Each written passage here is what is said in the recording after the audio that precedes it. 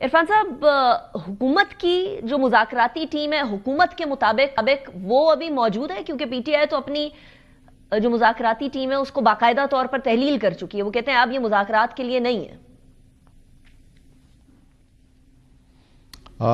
G N का सूरत हाल ये है कि ये जो दोनों कमेटियां बनी थी, एक कमेटी सबसे पहले इमरान खान साहब ने बनाई थी पीटीआई की, और दूसरी कमेटी फिर रेस्पॉन्स में जब स्पीकर साहब ने वज़ीर आज़म से रब्ता किया था तो वज़ीर आज़म साहब ने नोटिफाई की थी। मीनिंग देयर बाई कि ये दोनों कमेटियां जो हैं ये स्पीकर साहब ने तख्लीक नहीं की, तश्कील नहीं दी, बनाई नहीं हैं। ये दो मुख्तलिफ शख्सियात ने बनाई हैं। अब एक तरफ से ऐलान तो कर दिया गया है कि जी हमने तहलील कर दी है कमेटी, लेकिन इसको मैं बेकायदा ऐलान समझता हूँ, बाकायदा नहीं समझता। बाकायदा ये होता है कि वो स्पीकर साहब को तहरीरी तौर पे आगाह कर दें कि जनाब ये कमेटी बनी थी, अब इस कमेटी को हमने तहलील कर लिया है, सो नो मोर टॉक्स।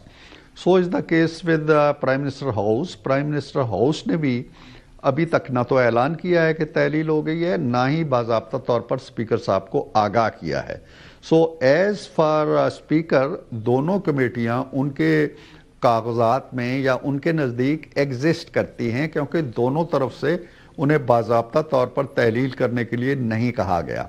जब कहा जाएगा तो वो तहलील हो जाएंगी, लेकिन अमलन आप यूँ जानिए कि वो तहलील हैं, क्योंकि वो कोई काम नहीं कर रही हैं। एक कमेटी तो वाकई तहलील हो गई जो उन्होंने कहा, बेकायदा ही सही। दूसरी कमेटी जो हमारी है वो अगर एग्जिस्ट भी करती है तो उसके सामने कोई एजेंडा नहीं है, उसके सामने कोई काम नहीं है, तो अमलन वो भी आप यूं समझिए कि अगर तहलील नहीं है तो कम अज़ कम मुअत्तल ज़रूर है।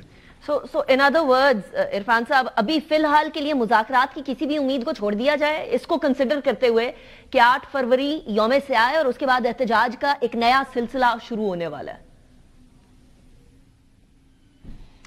जीएनए का इसमें तो कोई शक नहीं है। जब उन्होंने यकतरफा तौर पर जो तारीख मुतय्यन की गई थी उससे 5-6 दिन पहले मुज़ाकरात से वो निकल गए, कॉल ऑफ कर दिया इस सारे सिलसिले को।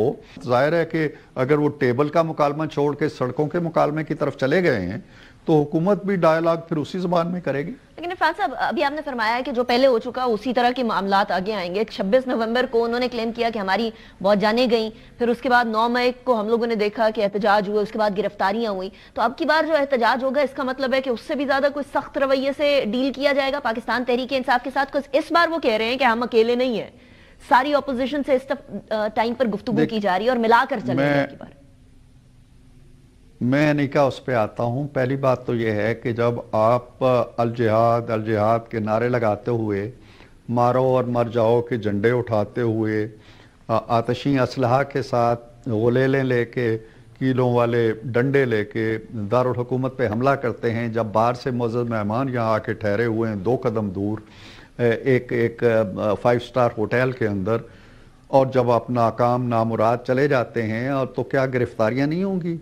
क्या आपको बुला के आपको तमगे दिए जाएंगे? क्या आपके गले में हार डाले जाएंगे? रियासतें ऐसे ही करती हैं। आप देखें ना, जहां बरतानिया में जब हुए इस तरह के वाक़यात तो क्या हुआ, अमेरिका में हुआ तो क्या हुआ। ये क्या एक्सपेक्ट करते हैं कि ये सारा कुछ हम करें, ना कोई हमें गिरफ्तार करे, ना हम पे कोई मुकदमा चले, ना हमें कोई सज़ा हो, ना हम जेल जाएं। ये एक अजीब व गरीब किस्म की नफ्सियात रखने वाला कबीला है। मुझे नहीं समझ आती कि जो काम आप करेंगे, जो फसल आप बोएंगे वही काटेंगे ना। आप अगर हमले करेंगे रियासत के ऊपर तो रियासत आपके गले में हार नहीं डालेगी। रियासत अपना दिफा भी करेगी, अपने वकार का दिफा करेगी, अपने लोगों का दिफा करेगी, अपने अवाम का दिफा करेगी। ये रियासत की आईनी जिम्मेदारी है, कानूनी जिम्मेदारी है। दूसरी बात जो आपने कही है अपने सवाल के अंदर जी कि आपके वो अकेले नहीं होंगे, मुझे लगता है कि वो अकेले ही होंगे। इसलिए कि जो पाकिस्तान की महज़्ज़ब सियासी जमातें हैं, जो एक डेमोक्रेटिक कल्चर रखती हैं, जो जमहूरी करीनों को जानती हैं, वो इनकी आग का ईंधन नहीं बनेगी। अगर ये तवक्को रखते हैं कि मौलाना फजलुर रहमान साहब भी अपना कबीला लेके इनके साथ आ जाएंगे और चढ़ दौड़ेंगे डी चौक के ऊपर, या 9 मई वाला वतीरा अपनाएंगे, मौलाना तखरीब की, तशद्दुद की, जलाओ की, गहराव की सियासत नहीं करते। ये सारी दुनिया जानती है। वो आइन और कानून के दायरे में रहते हुए آپ نے بڑا کانفیڈنس سے کہا ہے کہ مولانا صاحب تو کم از کم اس تقریب کا حصہ نہیں بنیں گے. یا آپ اپنے ایکسپیرینس سے فرما رہے ہیں یا حکومت کی بھی کوئی بات چیت چل رہی ہے اسی طریقے سے جس طرح پی ٹی آئی کی بات چیت چل رہی ہے اپوزیشن کی ساری جماعتوں سے؟